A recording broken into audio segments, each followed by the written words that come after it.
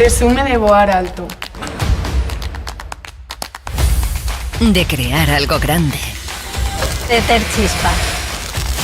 Presume de chegar lonxe. Presume dunha industria que crea futuro e emprego de calidade. Dunha Galicia que lidera. Galicia presume de industria. Gústasme moitísimo. E ti gústasme de aquí á lúa. Pois a min gústasme máis que o mexillón de Galicia, que ademais de ser cultivado nas nosas rías, aporta proteínas, potasio, vitamina B12 e omega 3.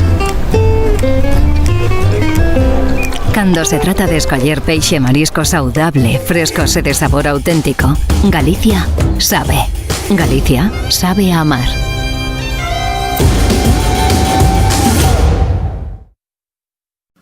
Hola, rapaces! Hola, ti tamén bebes agua sana? Sí, claro, é a que bebo de toda a vida. Mamá di que é mellor para os nenos.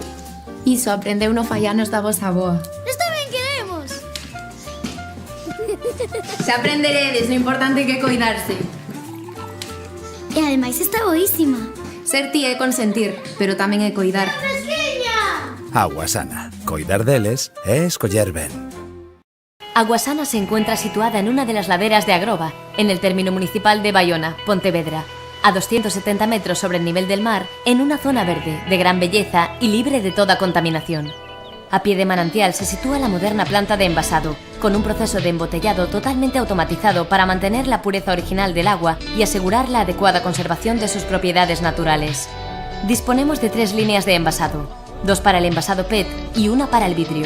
Aguasana está plenamente concienciada y comprometida con el medio ambiente, cuidando los manantiales y su entorno de forma sostenible y contribuyendo a la correcta gestión de sus envases, utilizando el vidrio y el PET que mantienen las cualidades del agua inalterables y además son reciclables. Las principales características de Aguasana que la diferencian de otras aguas envasadas son su débil mineralización y su bajo contenido en sodio. Aguasana no solo quita la sed, te cuida.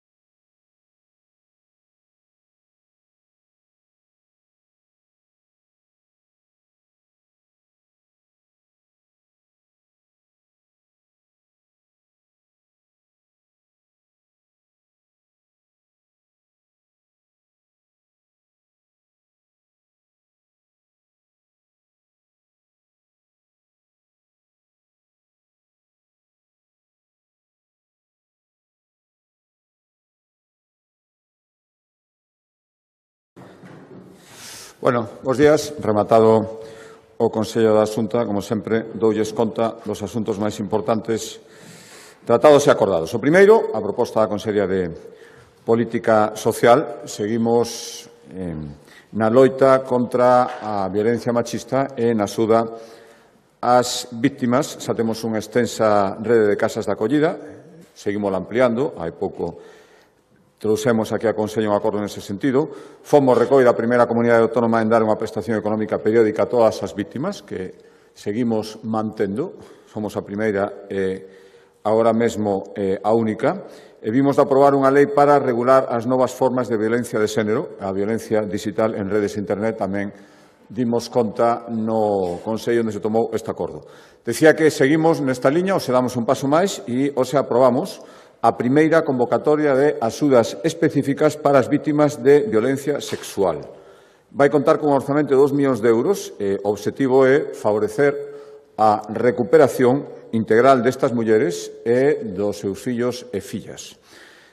Van poder solicitar aquelas persoas que conten con a acreditación de víctima de violencia sexual e con esta convocatoria, a primeira vez que facemos en Galicia, somos a terceira comunidade autónoma, agora mesmo solo País Vasco e Asturias ofrece unha chega específica ás mulleres que sufrixen algún tipo de violencia sexual. Por lo tanto, isto se engadirá e non sustituirá a ningún dos recursos que xa estamos facilitando. Outro acordo de política social, agora para favorecer a conciliación, hoxe acordamos convocar axudas para seguir creando casas niño no rural. Son 5 novas casas as que queremos crear con esta convocatoria de axudas, son 300.000 euros, e con isto serían 530 as prazas nas diferentes casas niño repartidas por toda Galicia. Xa digo, 300.000 euros, 5 novas casas niño, 25 novas prazas, 5 por cada casa niño, 530 en total, engadidas as que xa existen. Recordo que este é un recurso para concellos de menos de 5.000 habitantes. Seguimos en política social. Saben que Galicia foi a primeira comunidade autónoma en poñer a disposición das persoas enfermas de ELA unha achega anual de 12.000 euros. Para dar un amplio abano de posibilidades de gasto, mercar produtos esenciais para estas persoas ou para as persoas que as coidan, contratar servizos, normalmente de coidadores, servizos sanitarios e realizar reformas de adaptación nas súas vivendas que, por desgracia, van necesitando conforme avanza a enfermedade. Hoxe repetimos esta convocatoria de axudas para as persoas con ELA, van ser 2,1 millóns de euros e a previsión é chegar a máis de 200 persoas enfermas de ELA en Galicia. E ao mesmo tempo que convocamos estas axudas, volvemos a reclamar, igual que están facendo as persoas enfermas, igual que están facendo as súas familias e as asociacións, que as axudas convocadas polo Goberno Central teñen que mudar a súa orientación. Non ten ningún sentido que a día de hoxe menos do 10% dos galegos que padecen ELA se estean beneficiando destas axudas, e isto está pasando porque agora mesmo limítanse á contratación de coidadores e non poden adicarse a outras finalidades para que tamén necesitan e para as que sí existe a posibilidade do gasto desa axuda de 12.000 euros que concede a Xunta de Galicia. Por lo tanto, as axudas contempladas na Lei da ELA, que tanto tempo se esperou, que tantas esperanzas suscitou cando foi aprobada, volvemos reivindicar que sexa para todos os doentes de ELA e para cubrir calquera servizo que precisen derivado da súa enfermedade e non só a contratación de coidadores. Cambio de área, a proposta da Axencia Galega de Turismo, seguimos tomando acordos e actuacións para que todo estea preparado cando chegue o ano Xacobeo 2027 dentro de menos de 6 meses. O camiño francés chega a ser a ruta elexida maioritariamente polos peregrinos, concentra casi un 50% dos peregrinos que chegan a Santiago de Compostela e, por lo tanto, é importante facer actuacións para mantela en perfecto estado, non só en canto ao estado físico da ruta, sino tamén a todas as actividades que se suscitan ao longo das súas etapas. Por lo tanto, hoxe acordamos asinar un convenio coa Mancomunidade de Concellos galegos do Camiño Francés para a mellora e promoción do Camiño Francés cara ao ano Xacobeo 2027. Son 1,1 millóns de euros os beneficiados os 11 concellos galegos atravesados polo Camiño Francés, que forman parte desta ruta, e as axudas poderán adicalas estes concellos a través da mancomunidade a traballos de mellora paisaxística ou embelecemento dos bens situados ao longo do camiño, actividades culturais e turísticas e os gastos de persoal das oficinas de turismo destes concellos que teñen un especial traballo, especialmente nos meses centrais do ano. Outro acordo relacionado co turismo, hoxe acordamos distribuir, a proposta da Consellería de Presidencia, 150.000 euros entre 13 concellos galegos para axudarlles no que é unha necesidade, que é reforzar os seus corpos de policía local durante o brao, a través da contratación de auxiliares. Imos colaborar con 13 concellos, que son 5 máis que os que recibiron axuda o ano pasado, concretamente concellos moi turísticos, Baiona, Cangas, Grove, A Guarda, Nigrán, Pollo, Sanxenxo, Fisterra, Laxe, Miño, Padrón, Foz e Videiro, que recibirán ata 18.000 euros para poder contratar auxiliares ou colaborar na contratación destes auxiliares entre 1 de xuño e o 30 de setembro. A proposta da Consellería de Cultura, acordamos unha nova incorporación á rede galega de museos.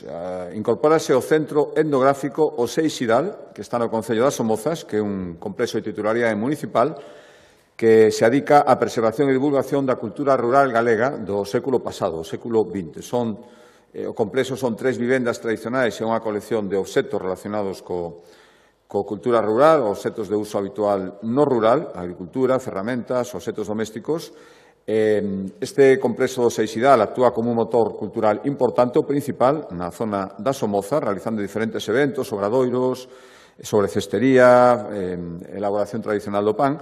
Con esta incorporación á rede galega son 100 xa as entidades que forman parte da rede galega de museos. Sector primario, empezamos con Consellería de Medio Rural, un acordo para seguir promovendo unha dieta equilibrada entre os rapaces e rapazas en idade escolar e, ademais, incentivar o consumo de produtos de proximidade. Acordamos adicar casi 1 millón de euros, 965.000, a distribuir froita, castañas e leite galegas entre ao redor de 80.000 alumnos de centros educativos galegos para impulsar, como decía, hábitos saludables a hora de comer e tamén o consumo de proximidade. Xa o fixemos no curso pasado, repartíronse máis de 250.000 kilos de froita e 400.000 litros de leite en 320 centros. A idea agora é chegar a un número aproximado de algo máis de 320, 80.000 alumnos. Sector primario, pero Consellería da Mar, hoxe acordamos a distribución de casi 10 millóns de euros, 9,6 millóns de euros, para axudar a 39 proxectos de modernización de PEMES que se adican á transformación de produtos do mar, da pesca ou ben da acuicultura. Que imos axudar con estes proxectos, con este casi 10 millóns? Pois a creación de novos produtos para a súa comercialización, a actuacións para reducir o impacto ambiental da actividade destas PEMES, fomentar a calidade do que fabrican, mellorar a seguridade dos traballadores nos centros de produción e tamén para construir novas instalacións de produción ou modernizar as que xa existen. Xa digo, casi 10 millóns de euros, 9,6, 39 proxectos que recibirán cantidades con cargo a estes casi 10 millóns de euros. A proposta da Consellería de Medio Ambiente, coa intención de seguir coñecendo os recursos hídricos, os nosos recursos hídricos con maior detalle, que ademais están sendo cada vez máis fundamentais ante situacións de seca, hoxe acordamos renovar o convenio co Laboratorio de Medio Ambiente de Galicia para reforzar o control e a calidade das aguas subterráneas da conca Galicia-Costa. Recordarán que no mes de outubro do ano pasado anunciábamos aquí, foi un acordo do Consello da Xunta de Galicia, un estudio completo sobre as masas de auga subterránea da conca Galicia-Costa. Ese estudio agora está en elaboración, pero as que xa temos detectadas e monitorizadas, o que hai que facer é preservar ao máximo a súa calidade a través de controles por si foran necesarias. Algúnas se están utilizando, pero outras poderían quedar como reserva. Por lo tanto, este convenio e 1,2 millóns de euros ata o ano 2030 vai supoñer tomar cada 2 meses 76 mostras en 76 puntos localizados donde existen aguas subterráneas e ir monitorizando os seus nutrientes e os posibles contaminantes que poidan ter para actuar en consecuencia, xa digo, dun recurso hídrico que cada vez pode ser máis necesario. Consellería de Vivenda e Planificación de Infraestructuras, no que corresponde ás infraestructuras, hoxe demos visto e prace a executar por 2 millóns de euros dúas actuacións de construción de sendas peonís. A primeira vai estar no Concello de Ponteareas, son 3 treitos nas parroquias de Bugarín, Prado e Pías. 3 treitos continuados que discorrerán en paralelo á Estrada Pontevedra 254. E a outra vai ser no concello de Mondariz, unha senda que unirá o núcleo urbano coa zona de Matadoiro, tamén o Aveiro de Estrada Pontevedra 262. 2 millóns en total, as dúas actuacións, 18 meses de execución. E na parte de vivenda, 2 acordos. Primeiro, seguimos declarando zonas ARIS, zonas de rehabilitación integral, o cal facilita a obtención de axudas e a agilización de trámites para facer rehabilitación de vivendas e con isto dinamizar barrios. Ose declaramos, incorporamos as zonas ARI de Galicia, os barrios da Milagrosa e Feijó na cidade de Lugo. Van ser un área de rehabilitación integral, van a conformar toda esta zona de Milagrosa e Feijó. E a terceira área de rehabilitación integral que existe no concello de Lugo xa están o casco histórico e a zona do Sagrado Corazón. Este ARI que os incorporamos son 26.000 metros cuadrados, 4.000 vivendas e 1 millar de edificios, a maioría construídos entre os anos 50 do século pasado e os anos 80 e, polo tanto, necesitados, en moitos casos, dunha rehabilitación. Outro acordo, en materia de vivenda, seguimos tomando acordos, como todos os consellos, para cumplir o objetivo de duplicar o parque público de vivendas nestes 4 anos. Os acordamos, autorizamos licitar obras para a construción de 65 vivendas de promoción pública en Ferrol, no barrio de Bertón, que é onde a Xunta de Galicia, como saben, está concentrando os seus esforzos de promoción pública na cidade de Ferrol. 10,8 millóns de euros para 65 vivendas, licitamos a súa construción e con este acordo de hoxe son 353 as vivendas públicas que a Xunta de Galicia ten agora mesmo en marcha na cidade de Ferrol. Volvo á área social, pero dende o punto de vista da Consello de Emprego, os autorizamos, garantimos, por acordo do Consello da Xunta de Galicia, e o 4º ano que facemos, que, cando menos, o 6% dos contratos de prestación de servicios que otorga a Xunta de Galicia, que contrata con terceros, vayan destinados, cando menos o 6%, a centros especiais de emprego ou a empresas de inserción. Hai unha legislación estatal que establece uns mínimos, pois con este 6% superámolos en máis dun punto eses mínimos exixidos e vanse centrar, como viñamos facendo estes últimos anos, dende que establecemos esta garantía, e o 4º ano xa en contratación de servicios de limpeza, forestais, de reparación, de transporte ou traballos administrativos. Xa digo, 6% mínimo do volumen que contrata a Xunta para centros especiais de emprego ou empresas de inserción. Sector económico, a proposta da Consellería de Economía, saben que no seu momento definimos os que consideramos sectores claves da economía galega e detectamos, así os declaramos, 9 eidos estratégicos da nosa economía. Ben, o compromiso, unha vez declarados estes 9 sectores estratégicos, foi progresivamente ir elaborando os seus plans directores. Xa está aprobado a automoción, o da construción naval, o do forestal madeira e o plan director do sector das TIC. Pois hoxe avanzamos nun novo sector estratégico e aprobamos o plan director do sector da alimentación, que vai estar dotado unha cantidad económica importante, 216 millóns de euros entre este ano e o ano 28, unha vixencia de 3 anos, 216 millóns de euros. Bueno, recordo que o sector da alimentación é un sector moi potente en Galicia, 2.100 empresas de moitos tamaños, rexistrou no ano pasado a cifra máis alta de afiliacións á Seguridade Social dende o ano 2009, 35.300 afiliados á Seguridade Social que traballan no sector da alimentación.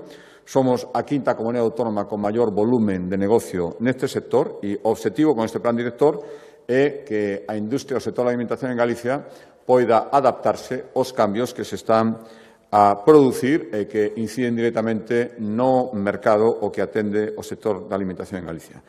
Vai haber moitas actuacións, as máis salientables, axudas directas para investimentos, sobre todo nas PEMES, de transformación de produtos do mar ou agrarios, que son os que empezan a cadena, plan galego para reducir o número de residuos alimentarios, incluíse neste plan director, xa o coñecen.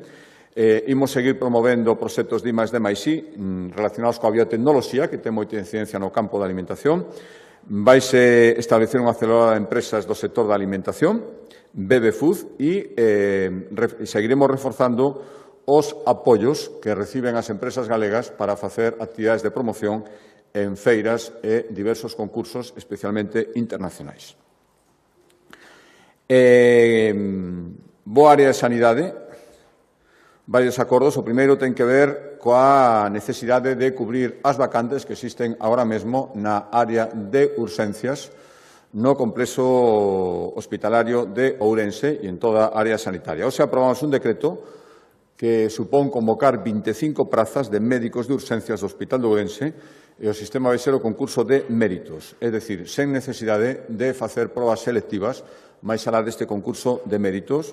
Vaise facer a través dunha oferta de emprego público para postos de difícil cobertura, que ten as súas especialidades, e o obxectivo, xa digo, é cubrir as vacantes na actualidade das 50 prazas coa que está dotado o Servicio de Urxencias. Hai 25 vacantes e, por lo tanto, é necesario recurrir a este sistema.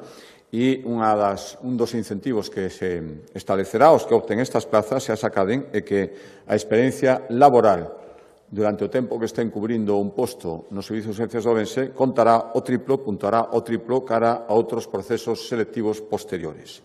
É certo que ata agora o servicio estaba garantido gracias ao gran esforzo que estaban a facer tanto os médicos do propio Hospital de Ourense como da área sanitaria, pero é certo tamén que hai que dar outro tipo de solución e iso que nos leva a convocar este concurso extraordinario de méritos. Outro acordo en materia de sanidade, hoxe aprobamos un investimento de 8,5 millóns de euros para seguir reforzando que é un instrumento de enorme éxito, recoñecido ademais en todo o ámbito sanitario do noso país, que é o sistema Janus, a historia clínica electrónica. Queremos dotala con novas ferramentas, ofrecer ferramentas para os sanitarios e tamén ofrecerlles aos pacientes unha atención máis coordinada, máis continua e máis segura. Por lo tanto, avanzamos nunha nova versión do Janus, a nova versión Janus 5, que vai ter novidades importantes que van ser posibles gracias a este investimento de 8,5 millóns de euros. Por exemplo, imos seguir incorporando ferramentas de inteligencia artificial que nunca van sustituir o criterio do médico, pero que, dende logo, son un apoio importante agora de tomar decisións clínicas. Vaise seguir incorporando información xenómica do paciente, agora que estamos colaboración do mapa xenómico de Galicia. Esta é unha información clave para ofrecer tratamentos máis personalizados a cada persoa. Seguiremos ampliando o número de dispositivos de carácter telemático que teñen certos pacientes que incorporan de xeito automático no historial do paciente, no Janus, os datos que van registrando. Pois ben, imos poñer máis aparatos deste tipo de control telemático, imos simplificar tamén a través do Janus o proceso necesario para que un profesional sanitario pida consulta dun paciente a outro especialista. Hai que seguir agilizando eses procesos e haberá novos servizos para os pacientes, como decía antes, posibilidade de conversar vía chat co médico de cada paciente, o médico que tenga sanidade asignado na sanidade pública, sempre cando o médico habilite este sistema. Pero se habilita, estará a disposición de todos os pacientes. A toda agora só era para pacientes que estiveran telemonitorizados ou no servicio de asistencia a domicilio. Agora, se o médico o habilita, poderá ser posible para todo tipo de pacientes. Cambio de área, educación. Hoxe aprobamos iniciar o proceso para modificar e modernizar o decreto que regula as ensinanzas universitarias en Galicia. É un decreto do ano 2011, moitas cousas pasaron dende entón e, polo tanto, o catálogo de titulacións ten que adaptarse á evolución de todos estes anos. Por lo tanto, hoxe demos inicio a ese proceso de modificación deste decreto, buscando unha maior flexibilidade na elaboración da oferta de graos e másteres universitarios.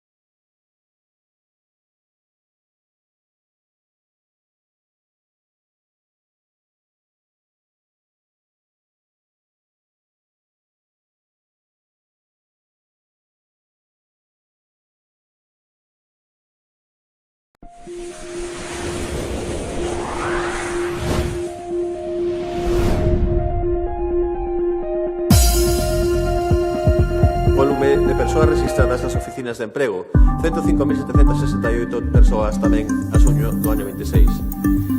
Quero deixar claro que falando do límite de gasto non financeiro, o Goberno galego esgota a súa capacidade máxima, que permite a regra de gasto, na nosa opinión, excesivamente restrictiva, como pusimos de manifesto no Consello de Política Fiscal e Financeira. Tamén temos claro que somos un Goberno convencido de que a sustentabilidade financeira é a mellor garantía de crecemento económico e duns servizos públicos de calidade. O Goberno central tenta trasladar ás comunidades autónomas que as comunidades autónomas estaríamos máis marxe de gasto se se tivera aprobada a senda fiscal que outorga un déficit do 0,1%, cando a realidade é que ambos obxectivos, a regra de gasto e o obxectivo de estabilidade, son incompatibles. Segundo a AIREF, como reflicte a gráfica, a regra de gasto aprobada polo Goberno central levaría as comunidades autónomas a elaborar as súas contas cun importante superávit. Para que se entenda, a regra de gasto é o obxectivo de estabilidade que non conseguiu aprobar no Congreso. Non son coherentes, non coinciden o obxectivo de estabilidade e a regra de gasto, pois se as comunidades autónomas cumpríramos ese déficit que formulaba o Goberno, incumpriríamos a regra de gasto, que é o que nos vincula aos obxectivos de estabilidade fixados polo Ministerio de Facenda e tamén pola Comisión Europea. Por isto, reitero, Galicia presenta o teito de gasto coa capacidade máxima de gasto que nos permite o cumprimento da regra fixada polo Goberno central, como veremos de seguido. Para calcular este teito de gasto non financeiro, veremos agora a evolución do total dos recursos propios autonómicos e tamén o propio límite de gasto para o 2027 compatible coas anteriores regras fiscais. Nesta diapositiva pode observarse como o total de recursos propios autonómicos medran un 6% en 747 millóns de euros, co cal acadarán os 13.000 millóns de euros no ano 27. A esta contía temos que aplicarlle os axustes no gasto computable para determinar o cumprimento da regla de gasto. O total do gasto computable, como saben, crecerá o vindeiro ano un 4%. Unha regra de gasto, lembro, que non está adaptada ás normas europeas que outorgan unha maior flexibilidade e que tampouco foi consensuada coas comunidades autónomas. Xa centrándonos nos cálculos que incluímos para o vindeiro exercicio, este incremento de 747 millóns de euros dos recursos autonómicos, sumado ao aumento de 35 millóns de euros de fondos finalistas de outras administracións, supón que o límite de gasto para o 2027 suba 782 millóns de euros, un 5,5%, ata superar os 15.000 millóns de euros. Somos capaces de compensar con fondos ordinarios o remate do mecanismo de recuperación e resiliencia, cuxa execución xa conclúe este ano e que non achegará recursos para o vindeiro exercicio. Con todo isto, en total o límite de gasto para o ano 27 se sitúa por riba dos 15.000 millóns de euros. E o que é moi importante, tamén para o ano 27 reduciremos por cuarto ano consecutivo o endebedamento neto de Galicia. Nesta diapositiva pode apreciarse moi ben como nos últimos anos temos un crecemento constante do teito de gasto e como para o vindeiro ano 27 somos quen de manter esta progresión ascendente sendo o primeiro exercicio dende a pandemia que non conta con recursos extraordinarios. É dicir, planificamos e programamos a medio prazo para compensar cos fondos estruturais europeos a caída do mecanismo de recuperación e resiliencia e somos quen de manter ese crecemento estable ao longo de todo o período. En definitiva, garantimos un ano máis de estabilidade para dar resposta aos retos aos que se enfronta Galicia. As nosas prioridades para o ano 27 serán o reforzo dos servizos públicos, a transformación do modelo productivo cun aposto polo investimento en innovación e pola mellora da formación para impulsar o crecemento empresarial, a mellora do acceso á vivenda e garantir o mellor xacobeo da historia. En resumo, esgotamos a nosa capacidade máxima de gasto legal fixada pola regla de gasto, aprobamos en tempo e forma o teito de gasto para o ano 27 que acada os 15.000 millóns de euros, consolidamos unha senda crecente e estable dos orzamentos de Galicia que pasan a nutrirse na súa totalidade de recursos ordinarios, algo que non acontecía dende comezos da pandemia dende o ano 2019, e reducimos o endebedamento neto por cuarto ano consecutivo. A xestión responsable que a Xunta fai dos recursos permite encadear 7 anos consecutivos de crecemento sostible, un crecemento que permitirá seguir a crear emprego e rebaixar a taxa de paro ata rozar mínimos históricos, como dicía antes.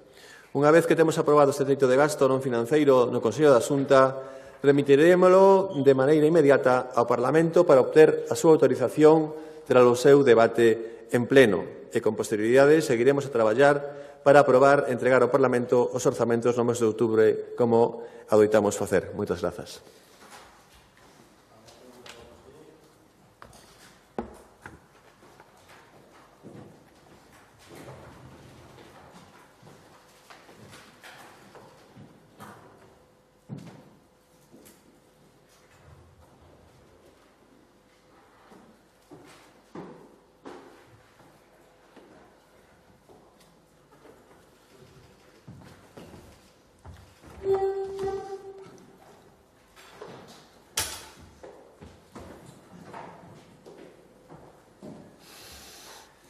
Bo día, presidente, que tal? Varias preguntas. A primeira, sobre a advertencia do presidente do CES de que fan falta medidas urxentes para frear o deterioro da sanidade. Bueno, se están previstas novas medidas neste sentido.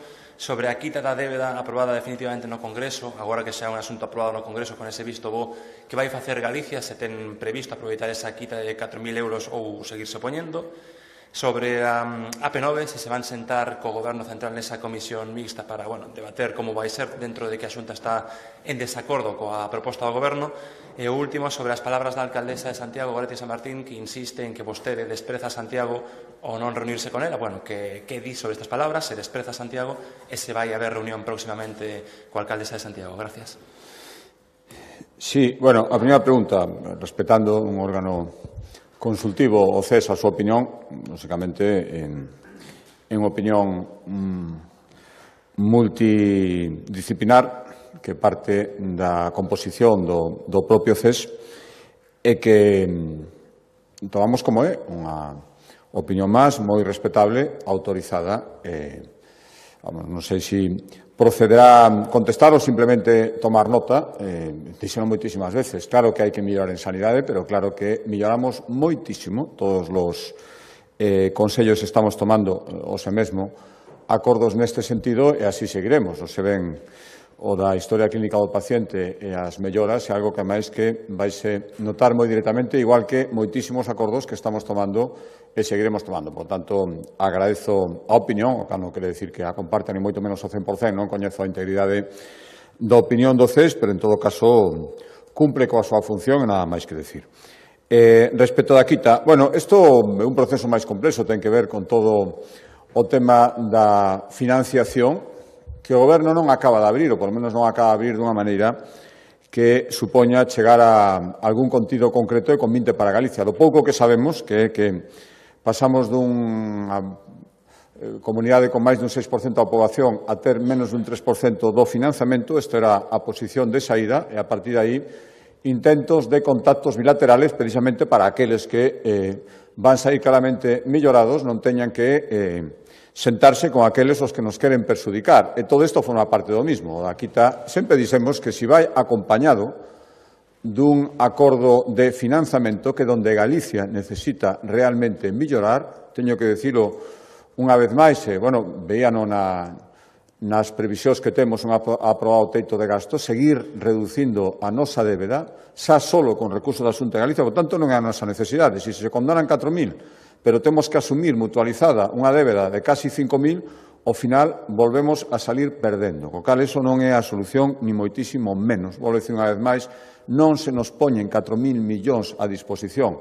Simplemente se condonan 4.000 para que teñamos que asumir todos os galegos 4.600, 4.700. Por tanto, non é, en ningún caso, un bon negocio para Galicia, que nin reclamamos e non é o que necesitamos. Necesitamos sentarnos todas as comunidades autónomas para falar dun novo sistema de financiamento. Preguntada se nos imos sentar con o Goberno Central na AP9, a nos obriga, volveremos decir exactamente o mismo que vimos dicindo dende o principio. Ou se garante a financiación axeitada, ou Galicia non pode aceptar esta transferencia, porque tanto como someter os galegos ao risco de ter que pagar 2.600 millóns de euros. Queremos o laciño, que decía o ministro Arcadio España. Igual que lle poñen o laciño a outras comunidades autónomas, Cataluña, País Vasco, Galicia quere exactamente o mesmo. Non quere máis, pero non vai admitir moito menos que o que supón o acordo no Congreso, que é absolutamente diferente ao que acordamos no Parlamento. O Vieiro, a guía, o que imos exixir, acordou no Parlamento galego por unanimidade e o que diremos nesa comisións de transferencias.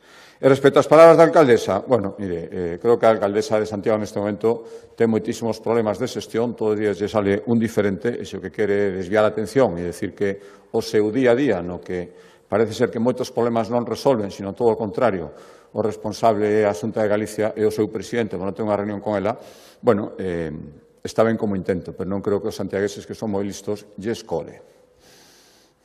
Bo día, presidente. Dúas cuestións. A primeira, ao fío da situación que se está a vivir en lugares como a Castela e León ou Madrid, existe un debate sobre as causas da gravidade dos actuais incendios.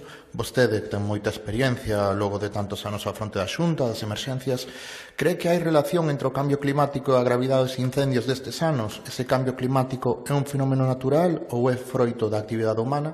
E, por outro lado, tamén preguntarlle sobre os retrasos que acumula a autovía A54, que hoxe non ten data para a súa apertura definitiva. Ten a Xunta algún tipo de comunicación do Ministerio de Transporte sobre o futuro desta vía clave para a vertebración de Galicia? Grazas. Sí.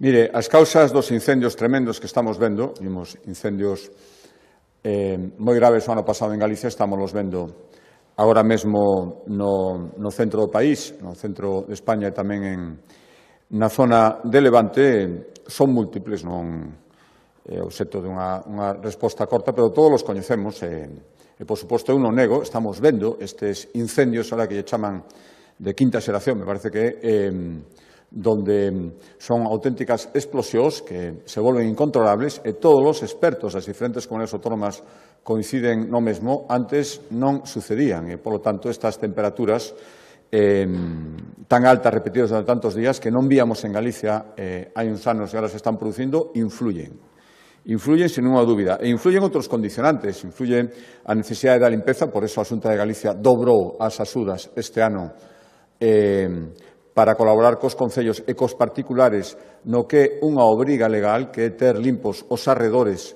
dos núcleos poboados, por eso aumentamos os efectivos, non só o número de brigadistas, sino tamén os medios, especialmente os aéreos, e por iso todo iso ten que contribuir a ir migrando pouco a pouco. Non estamos, por desgracia, libres de lumes en ningunha comunidade autónoma, o estamos vendo, pero se pode ir avanzando. O debate das causas está ben, pero ás veces, cando se teoriza moito, non se adica tanto tempo a actuar concretamente. Creo que o que nos fixemos este ano, cun número de esbroces outro día, saben que cada mes damoslle conta, despois de que o coñeza o Consello da Xunta de Galicia, do avance nas tarefas de limpeza, do avance no número de medios, no avance nalgúnas autorizacións que antes non se permitían e agora sí, para limpezas en determinadas zonas durante o inverno. Creo que todo iso é importante e as circunstancias climáticas, sin unha dúbida, tamén están influindo, pero decir que esa é a única causa é centralo toda aí, leva moitas teorías a poucas prácticas. Isto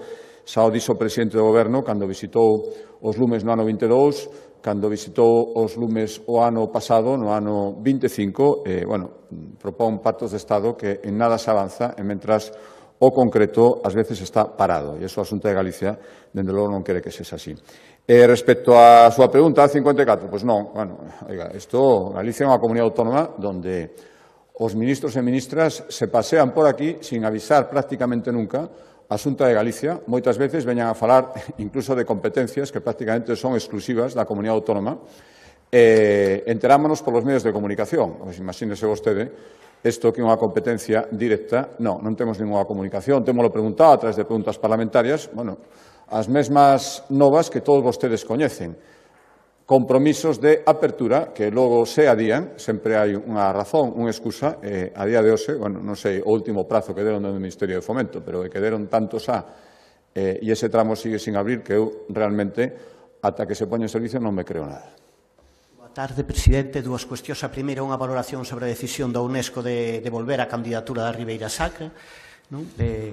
adotada hoxe pola mañán, e a segunda é sobre unha sentencia do Tribunal Supremo sobre o Parque Eólico de Moeche, que é unha licencia concedida polo Estado, pero que no razonamento xurídico de fondo tamén afecta moitas veces a licenzas concedidas pola propia Xunta de Galicia, que é respecto á fragmentación de proxectos máis amplios.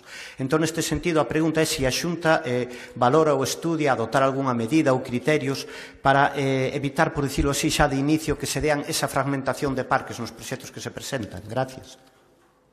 Sí, a primeira pregunta, a decisión do UNESCO, acaba de coñecerse polo diferencia horaria, foi de madrugada aquí en Galicia.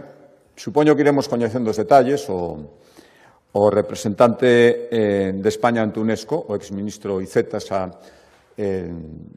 algún detalle xa deu. Teño que decir que estivemos en contacto permanente con él durante estas últimas horas e durante estes últimos meses, e teño que decir aquí públicamente e agradecerlle a súa implicación, en este caso, a do Goberno de España tamén, nesta candidatura. Foi a única que presentou o noso país, creo que a defendeu con convicción e con énfasis. E cando as cousas, xa teño dito moitas veces, na miña opinión, fase ben, o primeiro que facer é recoñecelo e agradecelo. Por lo tanto, esta defensa de principio a fin, esta colaboración que hubo na presentación da candidatura e despois na súa defensa, correspondíalle facelo en unha candidatura de país o representante do Goberno, pero fixo en plena coordinación coa Xunta de Galicia. Bueno, non pudo ser, hubo moitas candidaturas que non chegaron a esta fase finalísima, e dentro de que a mellor nova tería sido xa a declaración este ano, é certo que ahora dá un ano para aclarar discrepancias entre como e a candidatura, en como se o Goberno Central, porque, insisto, que é o que presenta a candidatura, pero aí estará a Xunta de Galicia, e temos un ano para volver a intentalo, e a primeira vez que se fai unha inscripción, queda unha inscripción feita para volver a intentalo o ano que ven, polo tanto, redoblaremos os esforzos, e espero que o ano que ven teñamos éxito. Moito peor tería sido que fora retirada. Eso dificultaría que durante moito tempo, durante moitos anos, se poidera volver a presentar. Non foi así, e temos un ano de traballo intenso, e agardo que o ano que ven teñamos boas noticias. Xa foi, creo que toda a promoción da preparación da candidatura, da súa presentación, foi moi importante. Espero que o poidamos culminar o ano que ven. A outra pregunta era, mire, igual que tivemos xa 5 sentencias do Supremo que avalaban o proceder da Xunta de Galicia na tramitación dos parques eólicos, agora hai unha. É certo que non é sobre a tramitación que fai a Xunta de Galicia, sobre a tramitación que fai o Goberno Central, pero é certo que a sentencia de unha serie de cousas que estamos analizando, que se refire á tramitación que se fai xa dese tipo de parques, igual que nos alegramos das que nos avalan 5, hai unha que non o fai, insisto, non há unha tramitación da Xunta de Galicia, e, polo tanto, lóxicamente, nos teria gustado que non fora así, pero hai que respetala. Exactamente igual é facer, en vez de criticar os suíces, en vez de falar de lawfare, o que faremos é estudiala e ver se hai alguna posibilidade de recurso por parte da Xunta de Galicia, que tampouco sei, nin siquiera do punto de vista da legitimación, porque xa digo que foi un procedimento que tramitou o Goberno Central, non a Xunta, pero pouco máis que decir aí, xa algo que correxirse, correxirá. Eu prefiro quedarme con que os tramitados levamos a 5 sentencias do Supremo que din que actuamos axeitadamente. Moi ben, moitas gracias.